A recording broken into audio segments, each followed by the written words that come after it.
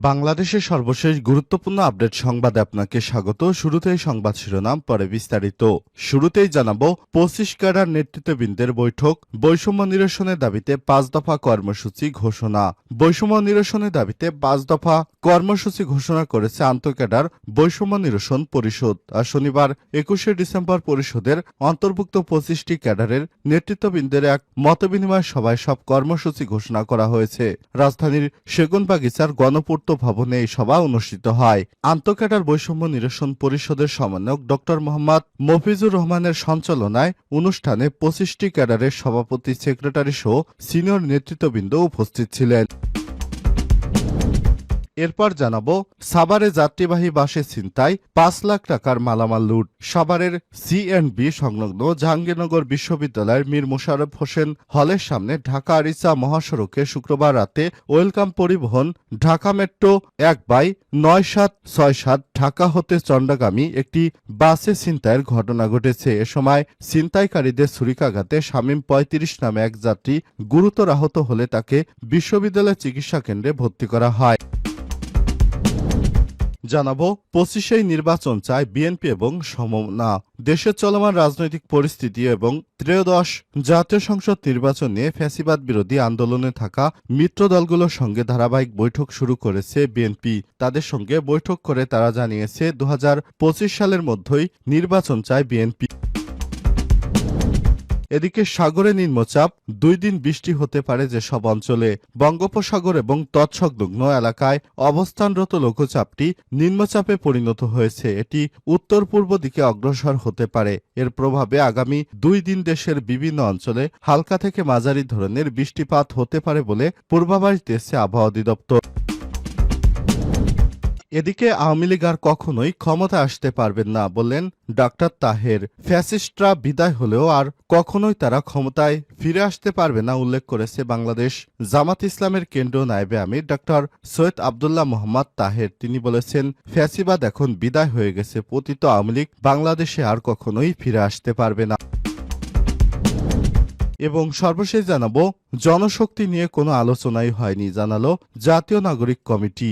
বৈষম্যবিরোধী ছাত্র আন্দোলনের নেতৃত্বে এবং জাতীয় নাগরিক কমিটির উদ্যোগে অনাগত রাজনৈতিক দলের কোনো নাম কিংবা সিদ্ধান্ত নিয়ে আলোচনা হয়নি। শনিবার 21শে ডিসেম্বর জাতীয় নাগরিক কমিটির জরুরি এক প্রেস বিজ্ঞপ্তিতে সব তথ্য জানানো হয়েছে। সংগঠনের মুখপাত্র সামান্তা শারমিন বলেছেন, বিভিন্ন সংবাদ মাধ্যম এবং সামাজিক যোগাযোগ মাধ্যমের বরাতে আমাদের দৃষ্টিগোচর হয়েছে যে বৈষম্যবিরোধী ছাত্র আন্দোলনের নেতৃত্বে এবং জাতীয় নাগরিক কমিটির উদ্যোগে অনাগত রাজনৈতিক দলের নাম জনশক্তি, যা জনমনে বিভ্রান্তি সৃষ্টি করেছে। প্রিয় দর্শক, এতক্ষণ শুনছিলেন সংবাদ শিরোনাম, এবারে বিস্তারিত।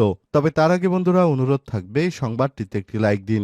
এই চ্যানেলে আপনি নতুন হয়ে থাকলে আমাদের সংবাদটি দেখতে দেখতে চ্যানেলটি সাবস্ক্রাইব করে রাখুন। কমেন্ট করে আপনার মূল্যবান মতামত জানিয়ে দিন বন্ধুরা, আপনি বিশ্বের কোন দেশ থেকে বা বাংলাদেশের কোন স্থান থেকে আমাদের সংবাদটি দেখছেন এবং শুনছেন। এবারে বিস্তারিত।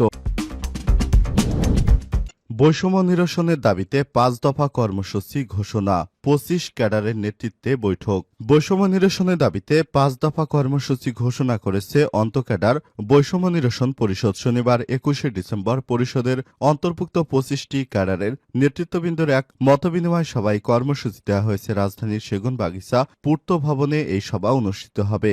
আন্তঃক্যাডার বৈষম্য নিরসন পরিষদের সমন্বয়ক ড মোহাম্মদ মফিজুর রহমানের সঞ্চালনায় অনুষ্ঠানে 25টি ক্যাডারের সভাপতি ও সেক্রেটারি সহ সিনিয়র নেতৃত্ববৃন্দ উপস্থিত ছিলেন। পরিকল্পনা উপদেষ্টা দপ্তরের জনসংযোগ শাখা থেকে পাঠানো এক বিজ্ঞপ্তিতে সব তথ্য জানানো হয়েছে। বিজ্ঞপ্তিতে আরো বলা হয়েছে, জনপ্রশাসন সংস্কার কমিশনের উপসচিব পুলে প্রশাসন ক্যাডারের জন্য 50% কোঠা রেখে অন্যান্য 25টি ক্যাডারের জন্য 50% মেধার ভিত্তিতে নিয়োগের সুপারিশ করেছে। এছাড়াও শিক্ষা স্বাস্থ্য ক্যাডারকে সিভিল সার্ভিস থেকে আলাদা করার কথা বলা হয়েছে। পরিপ্রেক্ষিতে সভাটি অনুষ্ঠিত হয়। সভায় 25টি ক্যাডার নিয়ে গঠিত আন্তঃক্যাডার বৈষম্য নিরসন পরিষদ এর সঙ্গে কোন রকম আলোচনা ছাড়া এমন সিদ্ধান্তের তীব্র প্রতিবাদ জানানো হয়।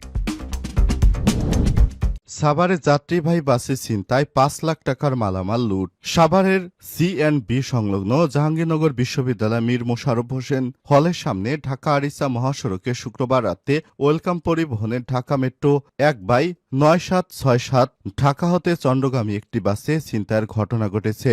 এ সময় ছিনতাইকারীদের ছুরিকাঘাতে শামীম ৩৫ নামে এক যাত্রী গুরুতর আহত হয়েছে বলে বিশ্ববিদ্যালয় চিকিৎসা কেন্দ্রে ভর্তি করা হয়। পরবর্তী তার অবস্থা আরও খারাপ হলে তাকে সাভারের এনাম মেডিকেল কলেজ হাসপাতালে প্রেরণ করা হয়েছে। পুলিশ এবং স্থানীয় সূত্র থেকে জানা গেছে, রাত ৯টার দিকে ঢাকা থেকে ছেড়ে আসা ওয়েলকাম পরিবহনের বাসটি সাভার বাস স্ট্যান্ড এলাকায় এলে ছিনতাইকারীরা যাত্রীবেশে উঠে চলন্ত বাসেই যাত্রীদের ধারালো ছুরি ও দেশীয় অস্ত্র ঠেকিয়ে নগদ টাকা ও মোবাইল মানিব্যাগ, যাত্রীদের কাছে থাকা মূল্যবান সামগ্রী সহ আনুমানিক ৫ লক্ষ টাকার মালামাল লুটে নেয়। এ সময় শামীম নামের এক যাত্রী ছিনতাইকারীদের বাধা প্রদান করলে তার বাম হাতের বুকে, মাথা সহ শরীরের বিভিন্ন স্থানে ছুরিকাঘাত করলে সে গুরুতর আহত হয়। আবার ছিনতাইকারীরা মীর মোশাররফ হোসেন হল এলাকায় বাস থেকে নেমে জাহাঙ্গীরনগর বিশ্ববিদ্যালয়ের ভেতরে পালিয়ে যায়।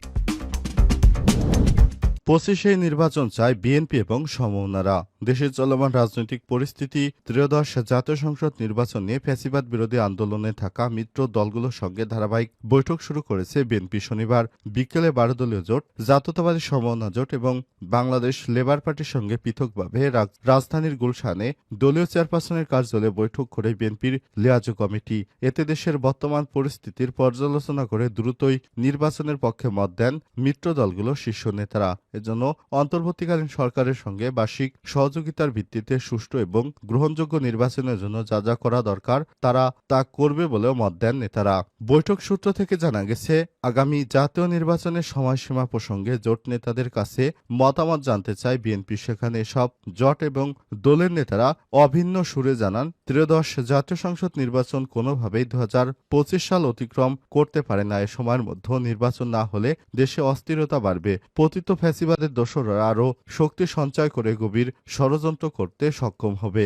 এতে দেশ এবং জাতির বড় ক্ষতি হয়ে যাবে। এ সময় তারা আরও জানান, বৈঠকে নির্বাচন নিয়ে প্রধান উপদেষ্টার এবং তার প্রেস সচিবের বক্তব্য পরস্পর বিরোধী উল্লেখ করে এর সমালোচনা করেন তারা বলেন, সরকারের মধ্যেই কোনো সমন্বয় নেই। এতে শুধু রাজনৈতিক অঙ্গনে নয়, সাধারণ মানুষের মধ্যে বিভ্রান্তি সৃষ্টি করছে। তাই সরকারের মধ্যে অবশ্যই সমন্বয় থাকা উচিত এবং নির্বাচন ইস্যুকে তাদের সর্বোচ্চ প্রাধান্য দেওয়া উচিত। বিএনপির মহাসচিব মির্জা ফখরুল ইসলাম আলমগীর এর নেতৃত্বে বৈঠকে উপস্থিত ছিলেন দলের স্থায়ী কমিটির সদস্য নজরুল ইসলাম খান, বেগম সেলিমা রহমান, ভাইস চেয়ারম্যান আব্দুল্লাহ আল মিন্টু।